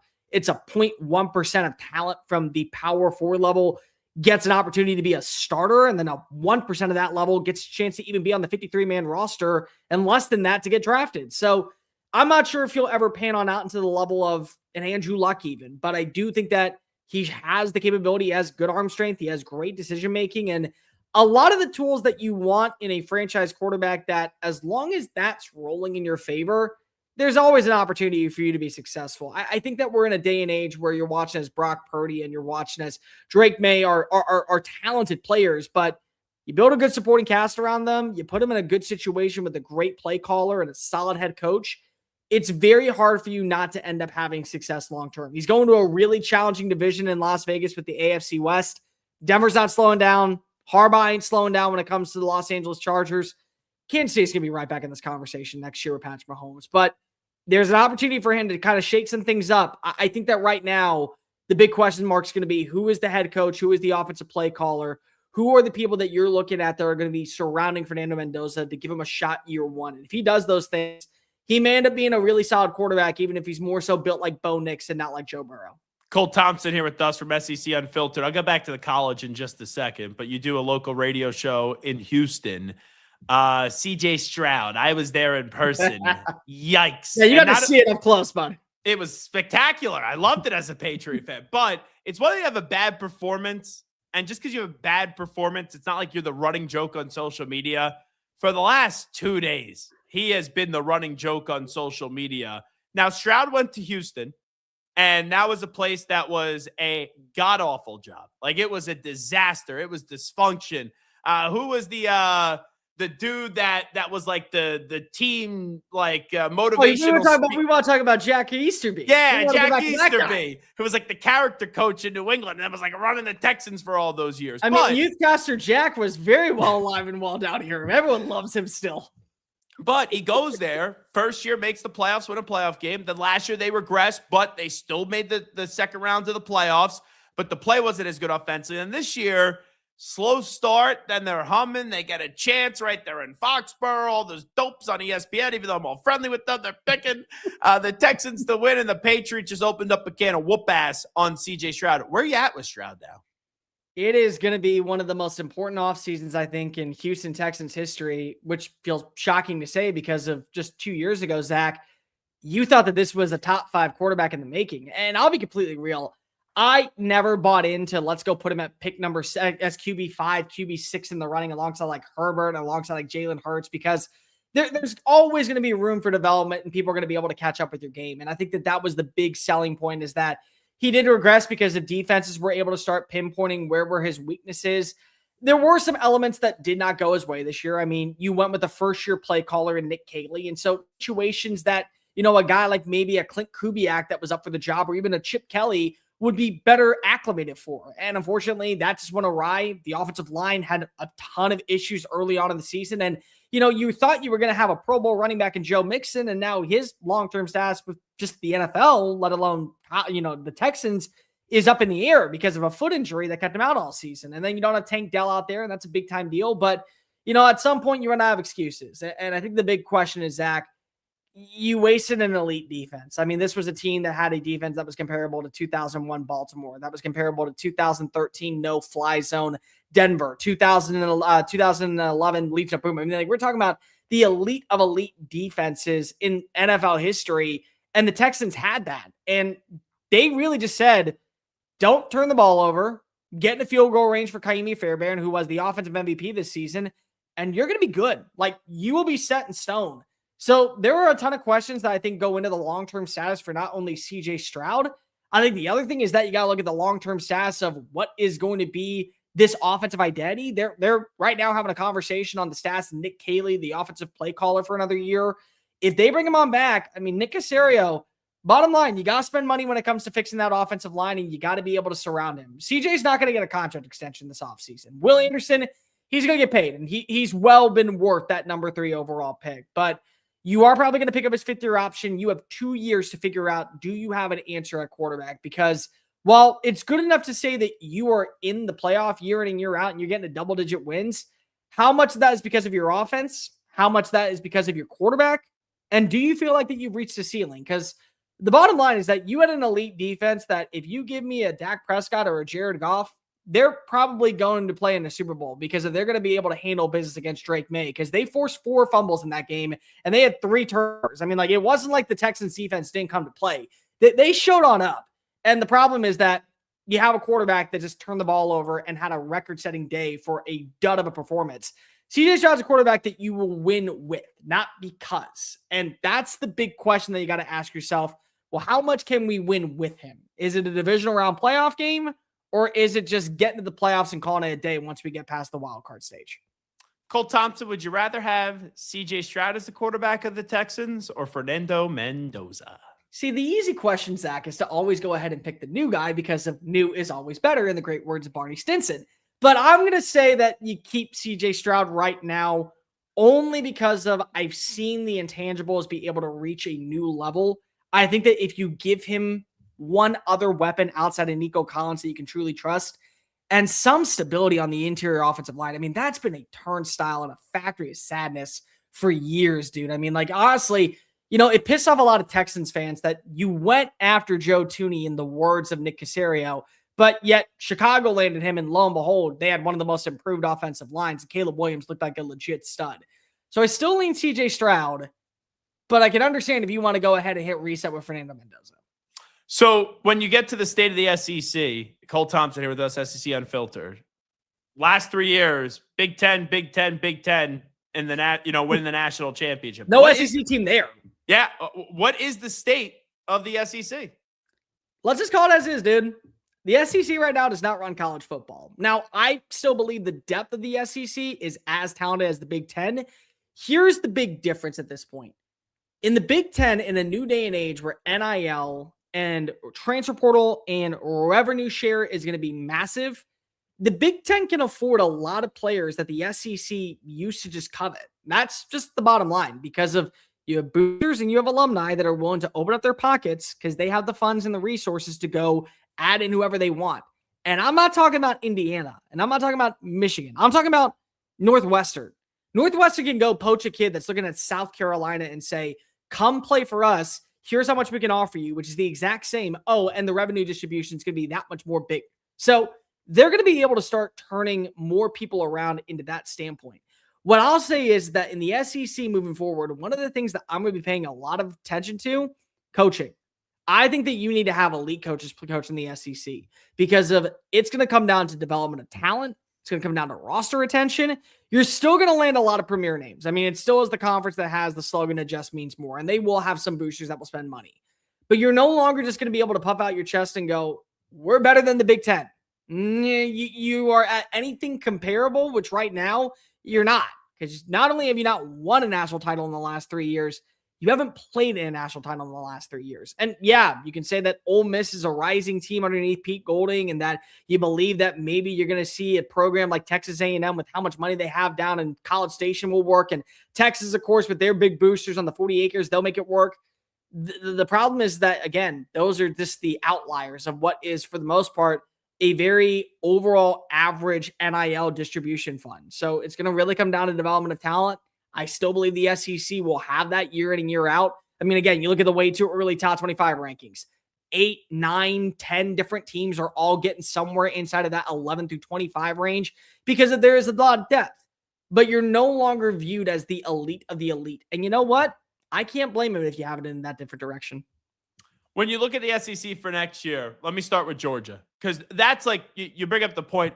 The three haven't even got there. Like, it's one thing not to win. They haven't even got there with Michigan beating Washington, Ohio State beating Notre Dame, and then last night, obviously Miami falling to Indiana.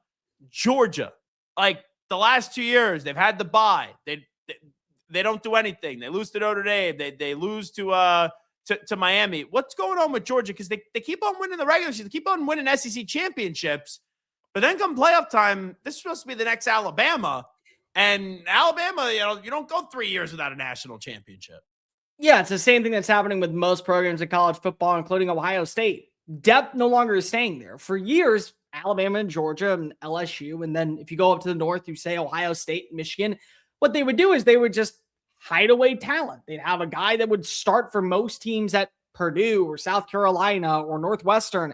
They'd sit for 2 years, and they'd be a depth piece. And they would say, you can't go anywhere else because of we know that you're going to come on in and immediately hit your stride. Like, there was a point where, Zach, I think it was like 9 or 10 players would play 1 year at Georgia and they'd be like a top 60 pick. I mean, like, that was the level of talent and the development that you saw down there. Well, they're not staying anymore. So the second that you end up losing that depth, any injury is costly, and it leads to a lot of the overall individuality of losing that talent throughout the regular season and your body getting deteriorated at the right time.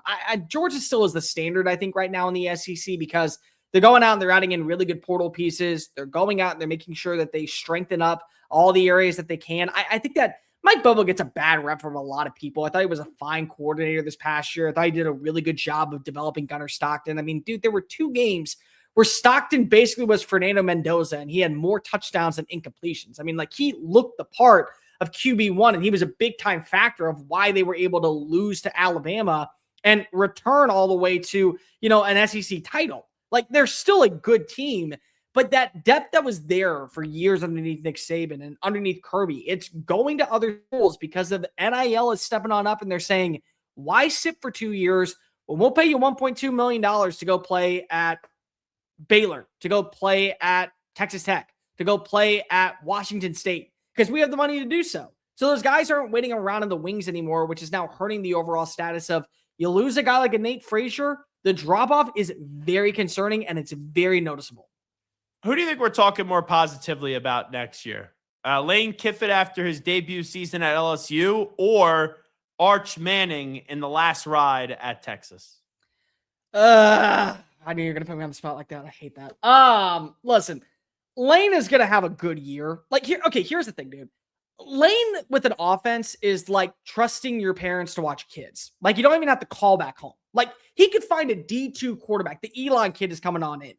If he ends up going and being an all SEC quarterback, I'm not going to be shocked. And then Sam Levitt is just like an outlier. It won't be incredibly crazy because Lane knows offense. He's going to develop offense. That schedule, though, they got some tough games ahead. They still got to go up against Texas A&M. They have to face off against Texas. They get Alabama. And I know you know Kalen DeBoer as well as I do, man. Keelan Russell is going to be the real deal, and it's going to be basically looking in the mirror of Michael Penix 2.0.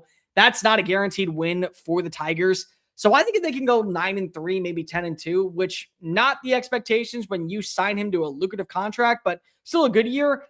I think Arch is going to come as advertised. Now, I was one of the people who said at the start of the season, dude, if you want to hype up Arch Manning to be the second coming of Tim Tebow or college football Jesus, by all means, you're an idiot for doing so. But, that's your funeral that you get to go ahead and write. But by the season's end, he looked the Paul Feinbaum. Dude. Oh, well, hey, Zach. I mean, Paul Feinbaum's supposed to leave America because apparently the SEC didn't win a national title this year. So he may be gone anyway soon. Like, you look at the team and what they've added in this offseason. They fixed their run game. I mean, Steve Sarkisian, even when he was at Washington, still had a top 50 rushing attack. This was the 62nd ranked run defense in college. I mean, rushing attack in college football. They weren't good.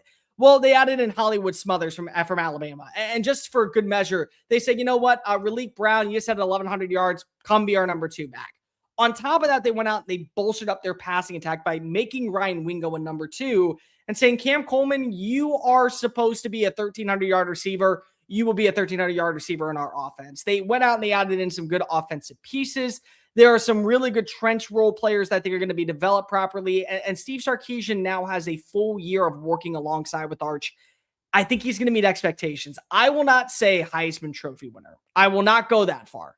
But I will say there is a lot to like about him being one of the top names in the SEC. I think that he will be QB1 in the conference by the season's end. So give me Arch Manning over Lane Kiffin in year 1. All right, getting back to Carson Beck.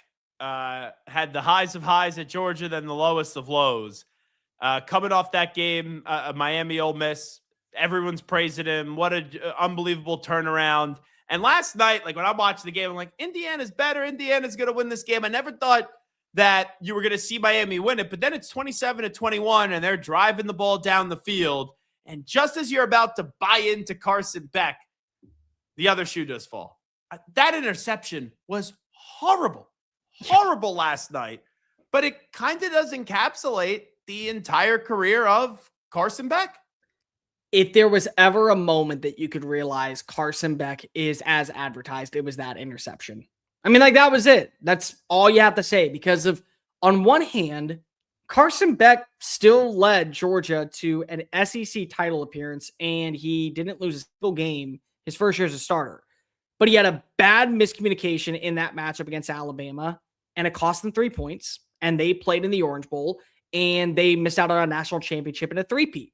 And then on the flip side, you look at this game, the reason why you were able to get to the national championship on top of having an elite defense and having a really good rushing attack headlined by Mark Fletcher, who's going to be back next year, was you had a quarterback that was playing consistent and wasn't turning the ball over. He was doing what was basically asked of him, and he was pushing the ball into a position to where it was leading towards success. Malachi Toney is an absolute superstar. You throw in Keelan Marion. He had a couple of really big-time grabs throughout the postseason. CJ Daniels wasn't missing a lot of opportunities. And then out of the backfield, he was evading pressure left and right.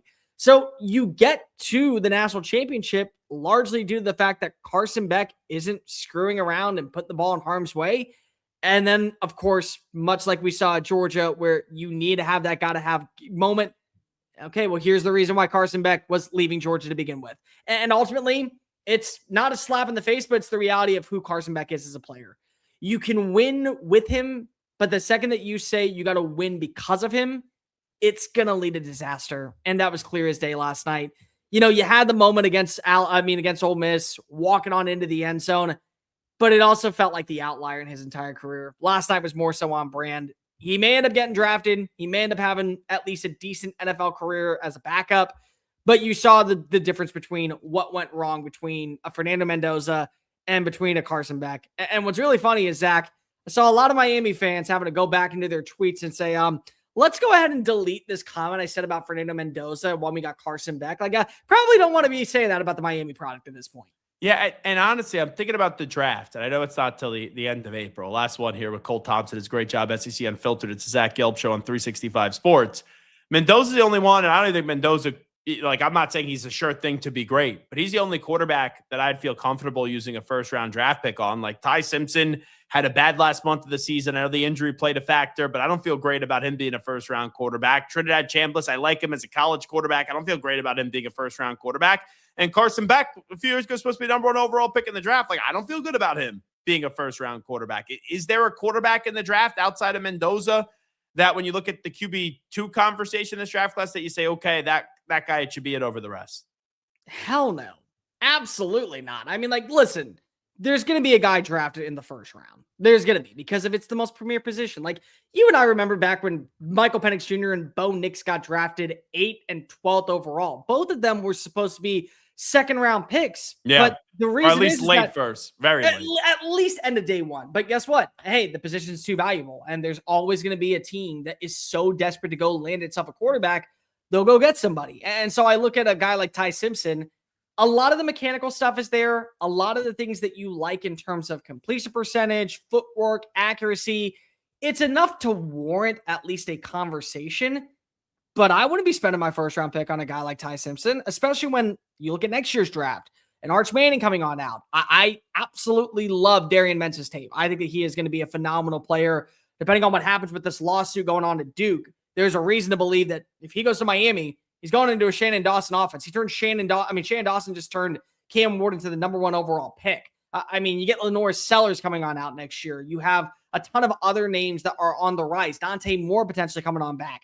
There are so many people to where you look at and say, if I'm not sold on a quarterback in this upcoming draft, I'll take a second-round pick on them, but there's no reason to go ahead and reach. Trinidad Chambliss is a really interesting one, though, dude, because, you know, what's funny is he wants to go back to school. And most people, they would actually follow the Cardell Jones approach and say, dude, I should just go pro. Like, my stock is never going to be higher.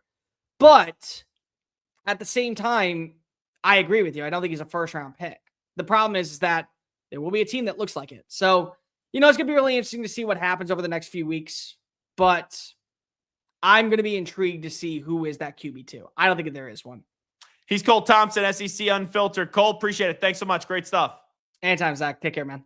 All righty. That's Cole Thompson. Zach Gelb here with you on 365 Sports. It's like you look at a team like the Jets, by the way, have the 2nd overall pick in the draft. Dante Moore's not coming out. You can't take a quarterback there at 2. But then you pick again at 16. Do you take a quarterback at 16? Or do you say, I'll wait till next year, continue to stockpile these players with my picks because I got 3 first-round picks next year? That's going to be a decision that has to be made. You know, when you just look at the draft order, and we play this game just like real quickly, just on who do you potentially see taking that second quarterback off the board? Because obviously the Raiders are going to take Mendoza. Like the Jets, they taking a quarterback at 2? I don't think so. Like the Cardinals, Kyler Murray, I think they're going to have a split. Can you take a quarterback at 3? I don't think you should. Tennessee just has Cam Ward. The Giants have Jackson Dart. Cleveland, I'd wait till next year. You're taking a quarterback. You really going to take a quarterback at 6? But with like maybe it is Ty Simpson. Maybe they do. You know what? I would say the second quarterback in this draft will probably be Ty Simpson. I don't think the Cardinals take him at 3. I don't think the Jets take him at 2. I could see the Browns taking him at 6. I could. Commanders have Jaden Daniels. Saints have, I think they'll go with Tyler Shuck for another year. Chiefs obviously have Mahomes. Bengals have Burrow. Miami, could that be a Ty Simpson draft pick at 11? Yeah, it can be. Cowboys, no. with Dak, Stafford with the Rams. Who knows how much longer he's going to play. So I guess the possibility the Ravens have Lamar. I don't think they're going to get rid of him this offseason. The Bucs have Baker. The Lions have Goff. The Vikings at 18, I don't think they're taking another quarterback. They probably go for agency if they want a new quarterback or a trade. The Panthers at 19, no.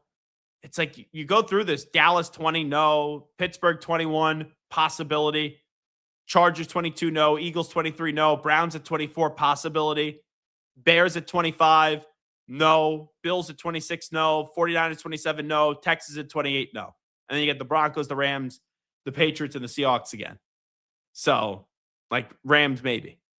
So, you look at the Rams twice, the Browns twice, then the Steelers once.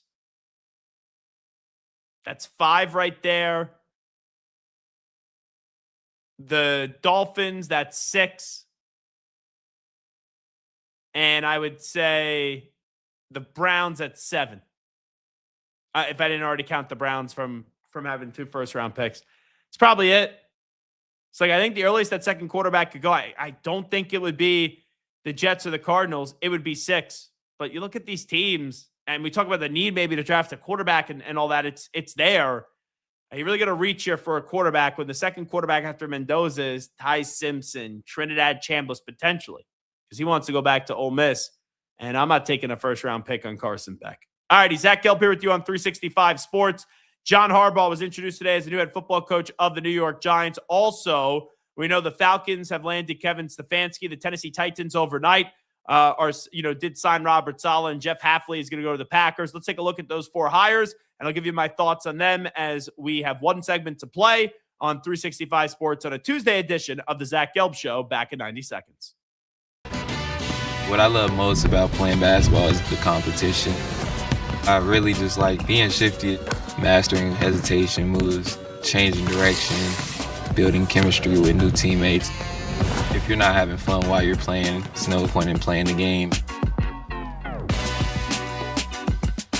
You know what to do. Escape Basic. Pair of Thieves quick dry underwear. It wicks away sweat and helps keep you dry. You looking forward to fishing season? Overwhelmed by your inbox? Clean Email is here to help. Organize, clean, and manage your emails with powerful automation tools. Say goodbye to spam and clutter and enjoy a stress-free inbox. Try Clean Email today at cleanemail.com. I'm here to work out with you. We did not put this little cookie cutter program together. I'm in there with you, sweating, yelling, doing the damn thing. Transform by Core Home Fitness. A secret, I travel internationally every year. I struggle with insomnia both at home and especially in hotels. This was life-changing. It's called Fly Kit. My favorite aspect of the Fly Kit is it tells you when to sleep.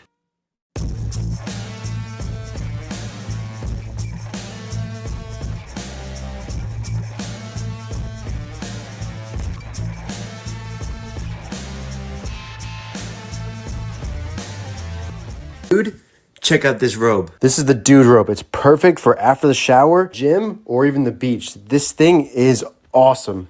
It also has this super premium towel lining to dry you off right away. Dude, what are you waiting for? Get yourself a dude robe today. At Dreamy, we believe that life can be upgraded in comfort, convenience, and joy.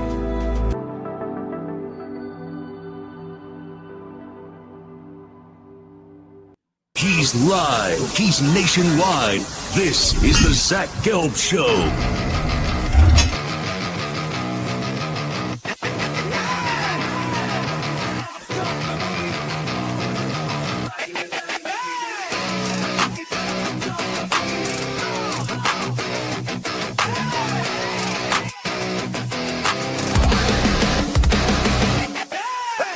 Here's your host, Zach Gelb.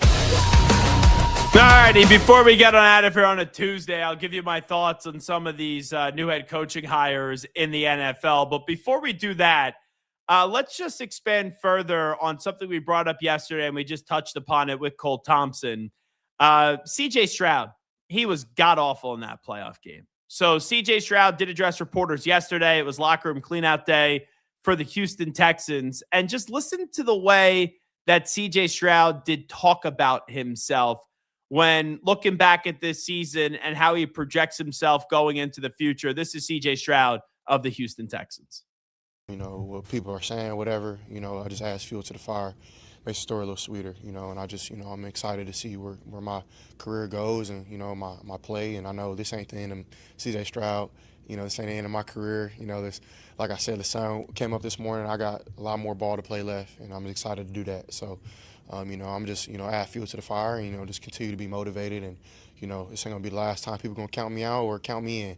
And so it's all about, you know, how God views me, how my teammates, my family, my friends, and how I view myself. And I'm going to continue to do that. I don't know about you, Garrett Ross, and I'll get your opinion on this.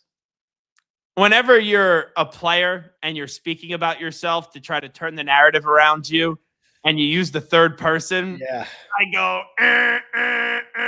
alert, alert, alert.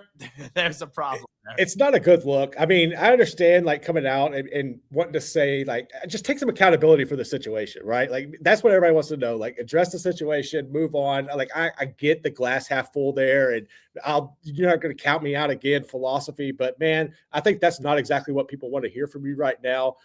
So I'm interested to see really the backlash that comes out of this conversation in Houston. Yeah, the you know, this isn't the end for CJ Stroud. See, I like CJ Stroud a lot. And I interviewed him after, you know, in person at the Super Bowl after his crazy rookie season. And he said to me, hey, I'm a top 5 quarterback in the NFL.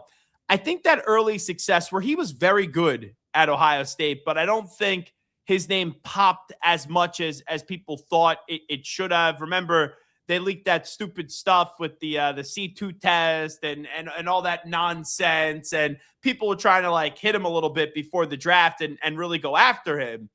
I think he ran his mouth too much maybe after the first season, which was a remarkable turnaround. You know, second overall pick in the draft to head a team to the second round of the playoffs. They played a good first half up against the Ravens. And then the second half was just didn't go their way. And the Ravens go to the AFC Championship game. But going into that next season, you saw a different CJ Stroud.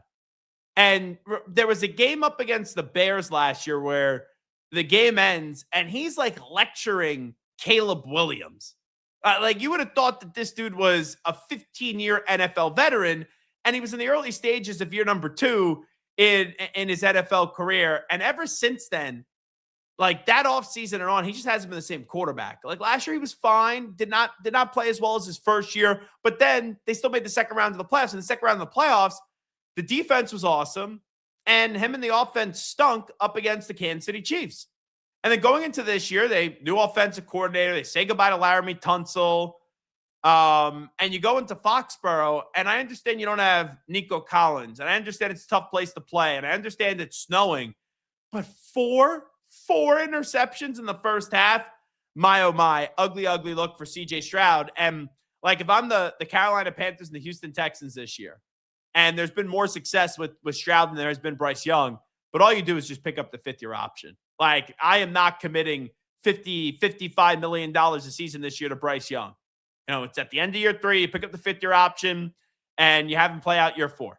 CJ Stroud, I get it. You can sit there and say, hey, guys, I want to 3 playoff games. 3 years, 3 playoff games. You guys are used to picking the bottom 5 of the draft.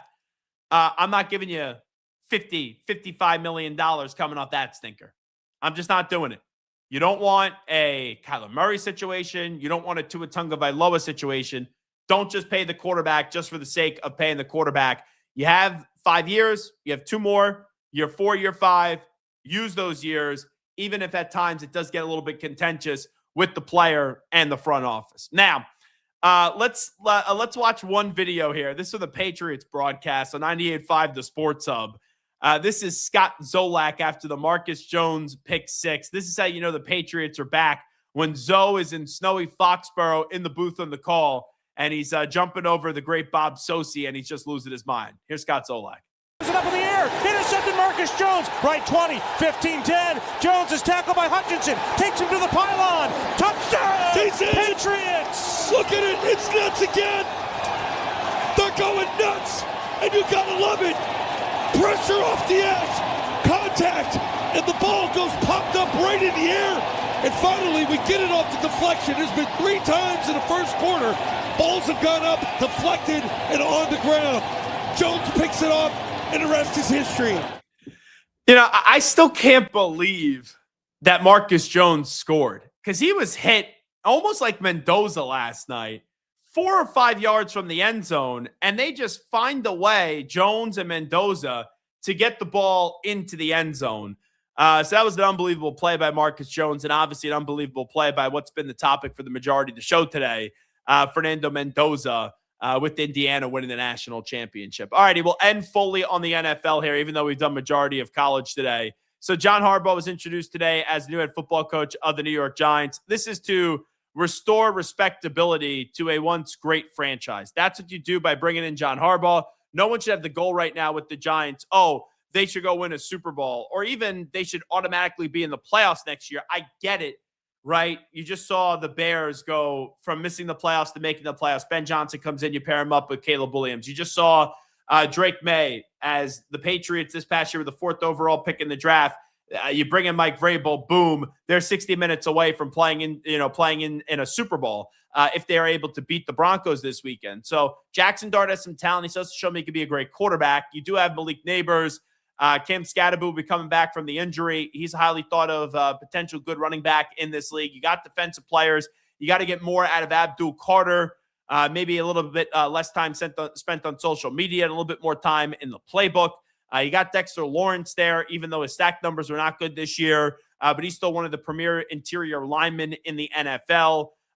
You got guys, Burns, who's a heck of a player, coming over from Carolina a little while back. You got players there, but now bringing in John Harbaugh, it brings back a standard to the Giants. It brings back a respectability level, and now you got to stabilize the franchise and get that train moving back in the right direction. So John Harbaugh introduced today as the new head football coach of the Giants. The Falcons, they have hired Kevin Stefanski. I think it's a good move. I think Stefanski's a good coach. At the end, it got ugly in Cleveland, no doubt about it, but he won 2 Coach of the Year awards in Cleveland. And you knew Stefanski was going to land somewhere else.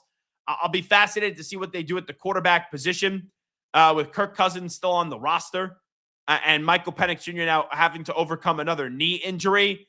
I don't think their answer is currently on the roster for who's going to be their quarterback, but Stefanski has offensive talent there in Drake London, in Kyle Pitts, in Bijan Robinson. You have some young players on the defensive side of the ball with the 2 that you drafted last year.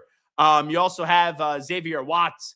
So you got defensive talent there, and you look at a division that this year was 8-9 that ended up winning it. There is no reason why next year the Falcons can't just get at least some competent quarterback play, and then that team maybe is a 9-8 or even a 10-7 football team. You know, these 2 next ones, I was like, Harbaugh getting a job, not surprised. Stefanski getting a job, not surprised. I'm not surprised Robert Saleh got a job, but he got a job real quick. Like, it was ugly with the Jets. He's a phenomenal defensive coordinator. I know he's going to call the plays now, and I think that he believes that will help him have a greater connection to his team. But like, you were the head coach, and he didn't really have a connection with this team in New York. I understand they never got the quarterback play right because of Rodgers with the injury. Zach Wilson was a disaster, but now you're pairing Robert Saleh, who's a heck of a defensive-minded coach, with a young quarterback in Cam Ward.